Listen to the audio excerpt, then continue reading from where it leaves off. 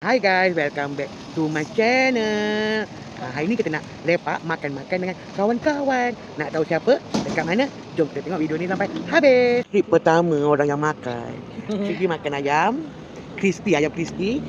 Sup ekor dia makan. Kita guna besar. Dengan roti canai. Dia ni makan nasi goreng kampung dengan confirm takkan habis sate. Orang lain belum sampai. Kita makan. Bismillahirrahmanirrahim. Sup dekat kedai Dapur Amar Selayang ni kan, memang tak pernah mengecewakan. Tengok dia punya ekor besar-besar.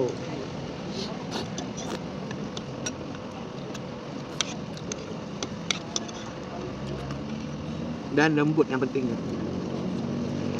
Grup kedua dah sampai, dia makan. Bakso dengan burger crispy. Yang kita orang ni dah habis tapi dia ni kan. Sebab saya beli sate. Saya makan lidi je, Mak. Aku makan lidi je. Orang belanja dia makan. Kap nak pergi makan je tau. Tiba-tiba ada orang ajak pergi location kedua. Nak tahu kita kat mana? Jom kita tengok. Kita kat mana ni?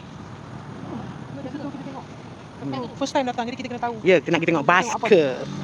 Jom. Datang sini nak karaoke. Semua dia punya idea. Makan koci, minum air. Karaoke dengan kedai tutup. Air kosong tadi. Nasib baik ada yang buka. Yang penting duduk semua gila. Hari Senin sini tutup, tak payah datang. Semua dia punya idea bodoh ni. Tengok. Macam setakat lepak macam ni kedai tadi pun boleh Kedai tadi pun boleh dia makan. Kan?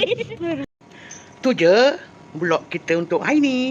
So simple je kan. Apa-apa pun, thanks for watching.